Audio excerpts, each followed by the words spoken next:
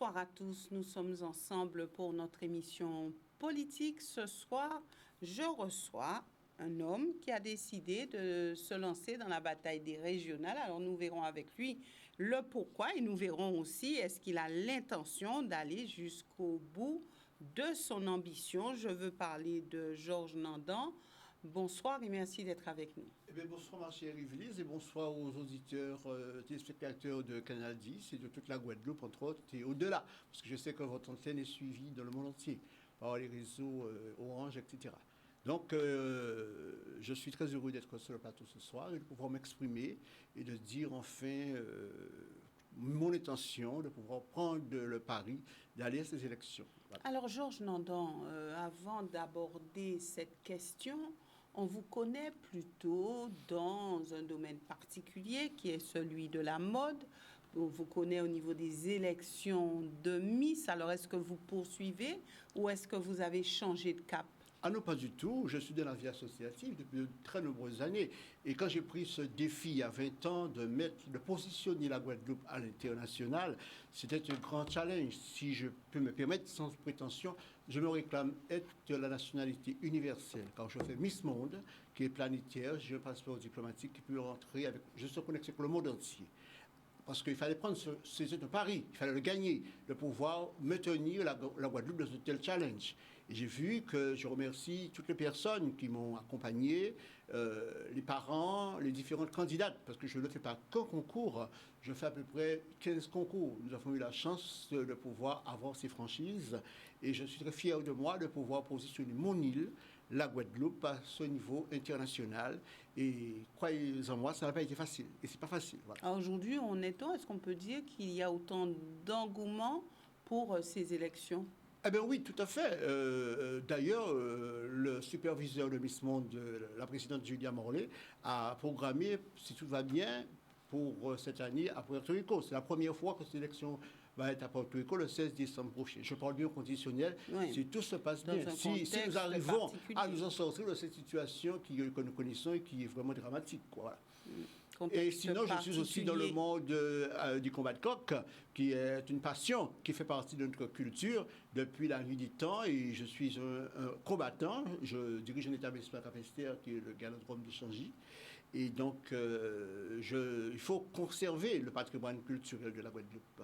Donc, je me suis lancé ce challenge. Et malgré que nous sommes fermés depuis le 20 mars pour restrictions sanitaires, j'ose espérer que la vie reprendra et que ça va perdurer. Voilà.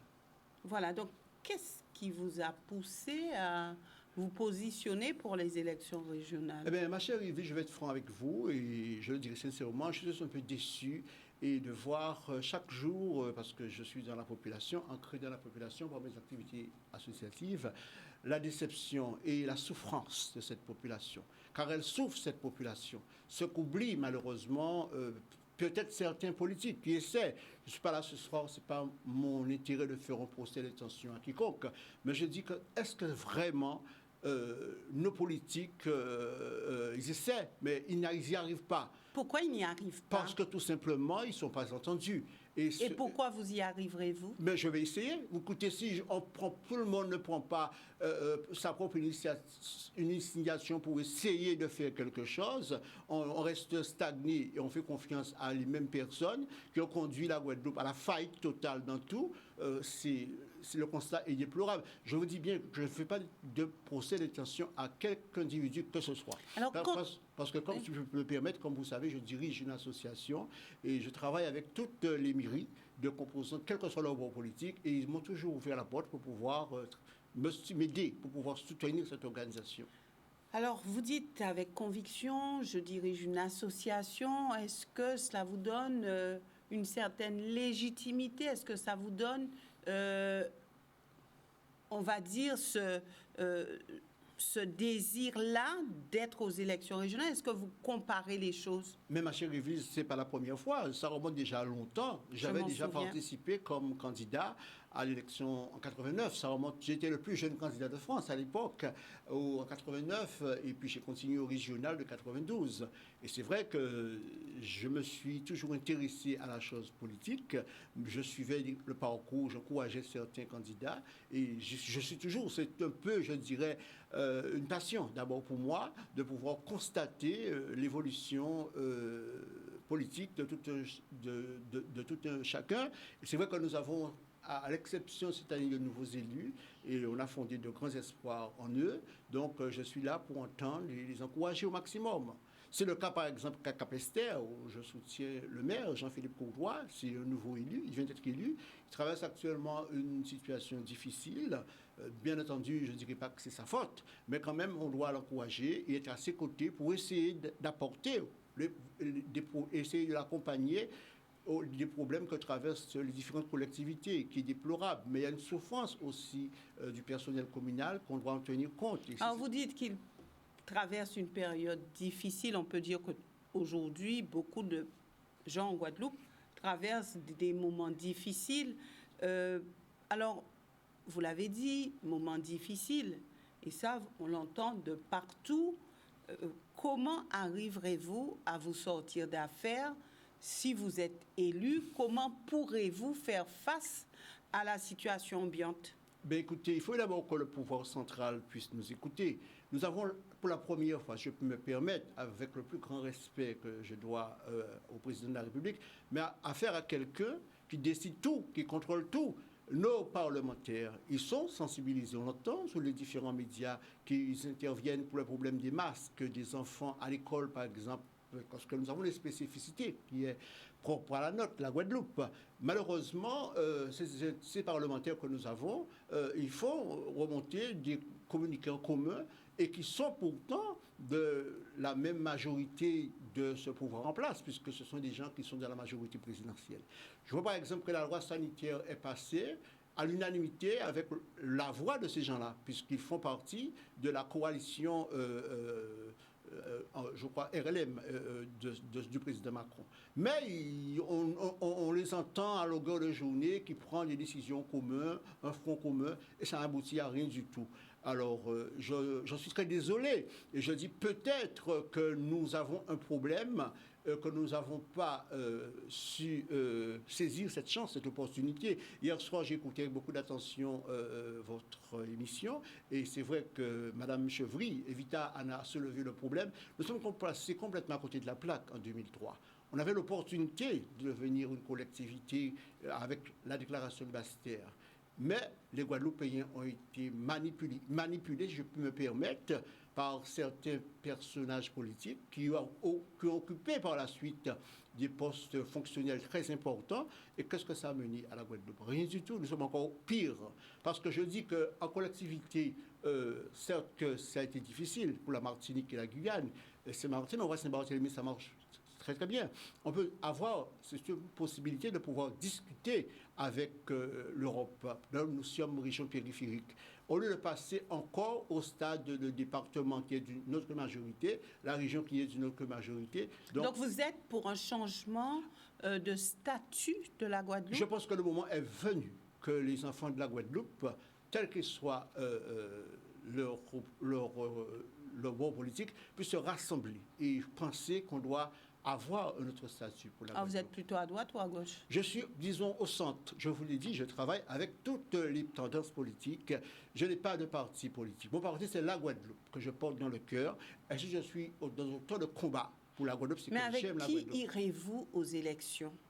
Nous sommes un groupe de réflexion pour l'instant, qui s'écrit, qui est très jeune et qui réfléchit, dont je ne peux pas le cacher. Nous avons des ambitions de nous positionner sur une des équipes qui nous semble être plus crédible à pouvoir porter nos espérances à ce que nous souhaitons. Donc vous n'avez pas l'ambition d'être la tête de liste pour les régionales? Je peux l'être comme je peux être aussi derrière quelqu'un d'autre. D'ailleurs, Qui, par exemple? Écoutez, parmi toutes les prétendants qui viennent, je ne vous cache pas, et je devrais la saluer, Mme Christiane Clara, avec son nouveau mouvement Guadeloupe de Bout. Elle a des idées, elle est François.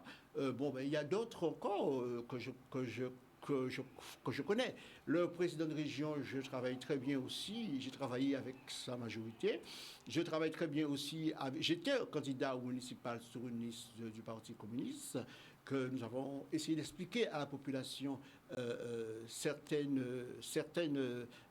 idées à défendre. Malheureusement, un autre candidat, et je suis content, a pouvoir pu gagner cette bataille, que je ne vous cache pas, que nous avons eu de grands espoirs en lui, et je suis là pour pouvoir l'encourager. J'ai compris qu'il a compris ce geste, puisque pour la première fois, après 20 ans, cette élection va avoir, si ça se passe bien entendu, à Capesterre-Belle-Eau, et qui, je le remercie d'avoir intervenu pour moi, pour l'ouverture du Galodrome de Capesterre, qui est le dernier en région sud-Basse-Terre. Donc pour l'instant, nous aurions dû ouvrir, mais nous sommes tombés malheureusement en crise sanitaire. Ça a été reporté. Mais il faudra quand même choisir votre camp, puisque tout à l'heure... Écoutez, j'ai commencé ma vie politique, si vous voulez, à droite. Je ne peux pas le cacher. Mais j'ai changé entre-temps, j'ai mûri politiquement. Parce qu'à l'époque, j'avais une offre politique qui m'invitait à pouvoir... j'ai courtisé des gens très proches de ce mouvement, qui m'ont formé tout d'abord et qui m'ont appris quelque part les premières bases. Mais vous savez, en grandissant, on mûrit, on change, on voit... Vous avez courtisé, mais vous ne vous êtes pas marié. Non, pas du tout. Mais c'est-à-dire que je me suis alliancé à ces personnes pour pouvoir, à l'époque, il y avait le pouvoir, pour pouvoir essayer de porter un plus pour mon île, la Guadeloupe. Et apparemment, vous êtes un déçu de la politique? Je suis un peu déçu quelque part, vraiment, sincèrement. Et je ne suis pas le seul. Parce que je vous répète, Élise, que j'ai la chance de rencontrer, d'être dans la société de tous les jours. Et je vois tous les gens de tous bords politiques, et ils ont un peu... sont déçus. Les gens ne comprennent pas. Entre la gauche et la droite, nous avons l'exemple flagrant qui est le RLM, qui est toutes les fausses tendances, et c'est là vraiment c'est le chaos total. Alors maintenant, que devrons-nous faire? C'est la question que j'invite les Guadeloupéens à se poser, soigner et refuser l'abstention, ne pas faire le jeu de l'abstention. Vous avez quand même parlé d'Harry Chalus, qui est un homme politique, positionné quand même. Alors aujourd'hui, quand vous dites oui à Harry Chalus, est-ce que vous ne dites pas oui? Non, je n'ai pas dit à Harry Chalus. Il faut que quand même mes propos... J'ai dit que j'ai apprécié d'ailleurs le changement de majorité régionale, parce que nous étions sur un système, je dirais, un peu qui a amené la Guadeloupe à la faillite totale de l'ancienne majorité régionale, et qu'il est venu au pouvoir avec des ambitions fortes, et que je respecte jusqu'à présent au moins tout ce qu'il a fait. Mais il arrive des fois qu'on peut voir plus loin. Moi, je suis quelqu'un qui a toujours vu plus loin en politique. Et je pense que le moment est venu où on doit constater que l'échec est flagrant de l'équipe en place. Donc, c'est clair, il faut penser à d'autres personnes pour pouvoir faire émerger de la... Donc, pour vous, Harry Chalus, l'équipe Chalus a failli? Je pense que quelque part, au départ, ça avait bien commencé, mais ils ne peuvent pas faire autrement. Il faut comprendre ça. En politique, et surtout ici en Guadeloupe, on va au rythme du pouvoir central qui est Paris. Mais s'ils n'ont pas pu faire autrement, il faut les reconduire, c'est ça? Ce n'est pas forcément ça. Justement, c'est pourquoi je suis là, avec vous, devant les téléspectateurs guadeloupéens, que de leur dire qu'il faut être interpellé par la situation et d'essayer de donner à d'autres aussi cette opportunité de pouvoir choisir et décider en Guadeloupe une autre vision de la Guadeloupe de 2000, qui va rentrer bientôt dans les années 2030, etc. Donc, ce qui signifie que nous arrivons à un moment, un maillot de la chaîne, où nous constatons que rien ne va. Tous les secteurs d'activité sont en panne. Vous avez vu le BTP, les entreprises guadeloupéennes souffrent. Nous avons un système, je dirais, répressif, une politique menée économique qui est menée, qu'on oublie qu'on est sur une crise sanitaire. Moi, je vois tous les jours les gens qui sont dans une précarité totale, qui ne peuvent pas s'en sortir. Des gens que leurs comptes sont bloqués aussi. Il faut, bien entendu, il y a des situations que je dirais que l'État profite, mais quand même, nous sommes sur une crise sanitaire. Il y a une loi sanitaire qui est votée. Quand je vois des comptes des capestériens qui sont bloqués pour les problèmes de l'eau, nous avons un président de l'eau qui fait du comité de l'eau qui essaie de faire remonter la voix du peuple, mais ils ne sont pas écoutés. Et j'entends, il y a 2 parlementaires qui ont pris l'initiation en créant une autre structure. Je me demande qu'est-ce que ça va amener, puisque le problème crucial qu'il faut un investissement pour pouvoir réparer les réseaux de l'eau. Et cet investissement, il faut de l'argent. Est-ce que le gouvernement actuel vous parle jusqu'à présent qu'ils vont soutenir à une certaine somme? Mais il faut beaucoup plus d'argent que ça. Alors, dites-moi, je reviendrai à ma question. Avec qui souhaitez-vous aller aux élections?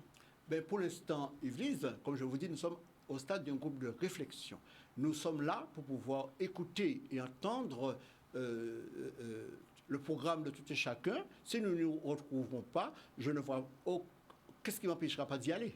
Parce que j'ai rien à perdre à gagner. Mais pour y aller, il faut pouvoir élaborer une liste, il faut avoir... Mais nous avons, je vous dis, nous avons des personnes derrière moi dans chaque commune que je côtoie, c'est difficile d'avoir des réunions, comme vous savez, mais je suis quand même un homme connu en Guadeloupe. J'ai quand même des gens, au-delà même au niveau des frontières de la Guadeloupe, en hexagonal, dans l'hexagone, qui me suivent, qui me soutiennent, et qui sont de communes différentes, et qui voient, comme moi, le constat qu'il faut un changement. Ça ne peut pas rester comme ça. On se dit, il faut. C'est la volonté, en tout cas, qu'on ressent du peuple guadeloupéen. Il faut qu'on sorte de cette situation. Alors, ne faut-il pas, vous dites avoir les hommes, mais ne faut-il pas avoir derrière soi une machine financière pour pouvoir remporter les élections? Ben, écoutez, pas forcément. Écoutez, moi, je vous dis mon exemple. Surtout les élections dans régionales. Miss International Guadeloupe, je n'ai pas de moyens. Et j'arrive à pouvoir faire mon élection. Est-ce qu'on peut comparer? Je pense que oui, puisque c'est même, comme je dirais en Martinique, même bagaille. Je pense que oui, on peut être solidaire et essayer de pouvoir réunir des moyens. Écoutez, vous avez eu l'exemple de l'ancien animateur télé ici, Ibo Simon, qui vous aurait dit qu'il aurait été conseiller régional. Il avait répondu, certes que oui, à l'époque. Mais je vous dis qu'on peut aussi, parce qu'il y avait des jeunes à l'époque, le CDI, que dirigeait l'actuel maire du Gosier, M. Cédric Cornier. Eh bien, on peut déjà... Et Jean-Philippe Courtois. Et Jean-Philippe Courtois, notamment. C'est là, d'ailleurs, que je l'ai connu. Donc, je vous dirais, on peut... Pour l'instant, on a fixé toutes les partis politiques de la France hexagonale demandent le report des élections pour la crise sanitaire. Nous avons un pouvoir qui a dit qu'ils sont encore pour ces élections au mois de juin. Personne ne sait, après un mois décrété par le président Macron, si nous serons encore dans une situation pire. Parce que nous voyons en Guadeloupe, malgré les précautions, les mesures, barrières, etc., que nous savons qu'ils ne sont pas respectés. Et chaque semaine, ça augmente. Alors, est-ce que vraiment ces élections... Alors, on sait bien que ce discours ne passe pas au sein de la population, en tout cas d'une frange de la population, qui met en doute et qui remet en question les chiffres, qui remet en question le fait de dire que les choses empirent ici en Guadeloupe. Mais je ma chérie, je pense avec un certain numéro. Il existe un proverbe en créole qui dit « ça aussi, mais c'est ça qu'on a récolté ». C'était prévisible avec cette masse de personnes en Guadeloupe qui ont ouvert les frontières des Outre-mer en Martinique et en Guadeloupe pour faire venir des touristes, soi-disant pour pour que l'économie puisse être sauvée. C'était une demande forte des professionnels du tourisme. Mais en tout cas, cette demande forte du tourisme, on est en train de payer le prix actuellement. Et pour l'instant, cette contamination qui augmente, vous savez, le coronavirus, c'est une épidémie. Vous avez les chiffres? Personnellement, je vous assure que c'est une perte de temps pour moi d'écouter le représentant de l'État. Tous les jeudis, on assiste avec son costume, je le respecte, au lugubre et 2 femmes à côté dire que ça augmente. C'est eux qui décident pour les Guadeloupéens. Le peuple guadeloupéen, même dans sa profondeur, ne décide de rien du tout. Alors tous les jeudis, moi, je passe à autre chose. Je surfe sur les chaînes. C'est le costume qui ne vous plaît pas? Mais je pense qu'il n'a pas le choix. Il est autodicté par Paris, qui lui donne une feuille de route et qui doit suivre. Et qu'il ne peut pas faire autrement. Et il essaie de pouvoir comprendre la situation, mais il n'est pas originaire de la Guadeloupe. C'est quelqu'un de passage qui est ici pendant que 3 ans ou 4 ans et qui va s'en aller. et tous ses collaborateurs également. Ce sont des gens de passage qui ne connaissent pas bien souvent les spécificités de la Guadeloupe. Ce n'est pas nous qui décidons quoi que ce soit pour nous en Guadeloupe. Ce sont des gens autres que nous. Mais pourquoi? Parce que, comme je vous le dis, la population de la Guadeloupe, c'est leur choix démocratique d'avoir mis en place un système qui, ça a toujours été comme ça depuis 1946 avec la départementalisation. Est-ce qu'en l'État, on peut contrecarrer le système? Mais je pense que oui. Si on a une volonté, moi je crois que nos aînés, je puis dire, avaient, après la Seconde Guerre mondiale, qui ont subi les répressions du gouverneur qui était ici, Saurin, qui était sans pitié. Je ne comprends pas attention à la situation actuelle au gouverneur Saurin. Je dis qu'ils étaient plus solides. Mais nous, notre génération qui vient, elle est fragile. Et je vois autant de jeunes qui, comme moi, essaient de faire comprendre à la population certaines choses, comme Guadeloupe, comme d'autres mouvements qui voient le jour, parce qu'il y a une profonde déception. Il y a une profonde de dire à la population, et surtout aux jeunes de ce pays, qu'il faut se prendre en main. Vous êtes encore jeune? Mais je pense que je suis encore jeune et je peux encore donner. Car je pense que de prendre son temps pour pouvoir bien souvent porter à la solution du problème des uns et des autres, ce n'est pas facile. Il faut vraiment avoir ça dans le cœur et profondément. Quand on entend, ma chère Yvelise, autant de scandales financiers, des dérives financières par-ci, par-là, la corruption organisée en Guadeloupe dans plusieurs secteurs d'activité, cela est très interpellant. Quand je vois que la Guadeloupe est classée parmi les régions les plus dangereuses de France, et ce n'est pas moi qui le dis, c'est un site français pourtant, et que ce site est vu par le monde entier. Vous avez l'impression que les choses empirent en Guadeloupe ou est-ce qu'elles étaient pareilles? Est-ce que ce n'est pas parce qu'aujourd'hui, les réseaux sociaux sont là pour faire remonter à la surface mais heureusement que nous avons les réseaux sociaux. Heureusement que nous avons les réseaux sociaux. Parce qu'avant, c'était camouflé, c'était caché. On ne veut pas savoir la réalité, la profondeur des problèmes qui est à dénoncer en Guadeloupe. Et quand on voit autant de scandales financiers, d'emplois fictifs, etc., d'élus non, mais c'est déplorable. Ce gaspillage d'argent alors que la population... Vous parlez bien des élus de la Guadeloupe? Je parle de la classe politique en général, des élus de la Guadeloupe.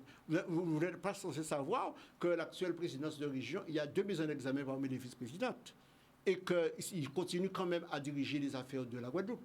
Avec un tel dossier juridique, je peux me permettre, ces gens-là devaient se mettre à l'écart. Et on voit que ces gens-là continuent à pouvoir exercer leurs fonctions. Mais c'est un scandale. Comment vous pouvez comprendre qu'on peut faire confiance? Alors donc, c'est pas moi, c'est pas vous qui le dites, c'est l'actualité. Heureusement qu'il y a les réseaux sociaux, des gens qui osent critiquer, qui osent dire leur franc-parler.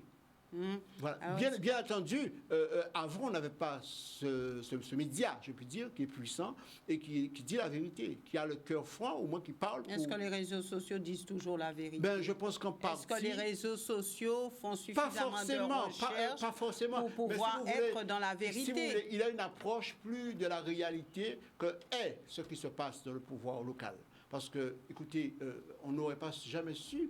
Par exemple, telle politique, je parle bien sûr du monde politique, est dans tel scandale financier. Quand je vois les emplois fictifs, des gens qui touchent des salaires miramineux, 12 000 euros, 8 000 euros dans une mairie, 4 000 euros à la région Guadeloupe, par exemple, vous voyez que c'est du sérieux ça, et qui est mis en examen et qui recommence dans une autre communauté d'agglo à 11 000 euros, et les gens qui souffrent, qui sont dans la précarité totale, écoutez, cela interpelle, même si on n'est pas guadeloupéen, mais c'est dément cette situation. Au-delà, Georges Nandan, aujourd'hui on parle beaucoup de compétences, on parle beaucoup d'expérience, on parle beaucoup de diplômes, alors on mélange le tout et on se dit que pour que quelqu'un puisse faire l'affaire, entre guillemets, il faut absolument qu'il puisse avoir et les diplômes et l'expérience, et diplôme et expérience égale compétence. Alors qu'en dites-vous? Pas forcément, Yvelise. Vous savez qu'on n'a pas besoin de diplômé pour ne pas comprendre, comment dirais-je un jargon, on ne peut pas être chinois et ne pas comprendre un cowboy américain, par exemple. On peut avoir le cœur et faire quelque chose passionnément et réussir. Moi, personnellement, je le fais, ce que je fais dans la vie de tous les jours, avec le cœur. Je n'ai pas forcément le diplôme, mais je réussis parce que je vais arriver à atteindre un résultat. C'est l'objectif que je me suis donné et je vois que c'est la volonté qui compte avant tout. Le courage, tout au moins, d'avoir et d'affronter les situations les plus périlleuses. Et Dieu seul sait, j'en ai affronté. Alors, comment voyez-vous maintenant la gestion même en interne de la région? Personnellement, dans ce mea culpa, on ne comprend pas vraiment. On entend des millions par-ci, des millions par-là. On ne sait pas vraiment. On attend un plan de relance. Mais il faut être sérieux. Ce plan de relance, pas avant 2 ans ou 3 ans que ça va pas. Si on le voit un jour, ce plan de relance. Parce que nous constatons que l'Europe, mais le président actuel, le pouvoir actuel, est en train de pouvoir endetter la France. Qui paiera la note? Il faudra payer à un certain moment cette note. Est-ce que vous pensez aux générations futures qu'on va hypothéquer? Je pense qu'il est temps de pouvoir prendre conscience et de dire ce sont les rêver. Ce sont les rêver. Parce que le plan de relance, ce n'est pas pour maintenant. Alors, déjà, le montant attribué aux Outre-mer d'une manière générale, pour moi, et plusieurs politiques l'ont dit, c'est largement insuffisant. Alors, dernière question, puisque nous sommes arrivés malheureusement au terme de cette émission. Si vous ne pouvez pas prétendre à ces élections régionales, est-ce que les départementales vous tentent? Pour les départementales, comme je vous l'ai dit, je prends fort ma position, qu'elle est décidée, mon groupe à capacité localement, nous soutenons le maire en place, c'est clair. Mais nous sommes intéressés par la politique régionale, comme vous savez, que le moteur économique de la Guadeloupe. Donc, le maire en place vous soutiendra pour les régionales, c'est ça? Non, ça ne veut pas dire qu'il me soutient, mais j'essaie de pouvoir... c'est un jeune maire, il vient d'être élu. Il faut lui donner sa chance de pouvoir quand même faire ses preuves. Donc, ce serait vraiment une autocritique d'entrer en permanence avec lui dans des querelles internes politiciennes. Je suis là, en tant que capestérien, de soutenir le maire en place et de l'accompagner autant que je peux pour pouvoir réussir son programme. Par contre, les régionales, ce n'est pas forcément que je vais le rejoindre. En général, en politique, c'est un retour d'ascenseur, non? Je dirais non, pas forcément. C'est quelqu'un que je connais, que je respecte et qu'on a eu toujours des échanges très concordiaux. Et je pense qu'il essaie de se battre, car il a la volonté vraiment, après 25 ans, vous vous imaginez, 25 ans de pouvoir user en place, de pouvoir apporter un souffle nouveau. Et je pense qu'on n'a pas le droit de pouvoir lui bloquer et lui tenter des procès d'intention. Ce n'est pas là le jeu. Le jeu est de pouvoir essayer de l'accompagner au mieux, qu'il puisse réussir son programme. Et je suis là pour ça, justement. Merci Georges Nandan d'être venu sur ce plateau. Merci aussi à vous, téléspectateurs, de nous avoir suivis. Nous nous retrouvons donc vendredi avec une autre émission politique. J'aurai sur ce plateau le président de région, Harry Chalus. Très belle soirée à tous.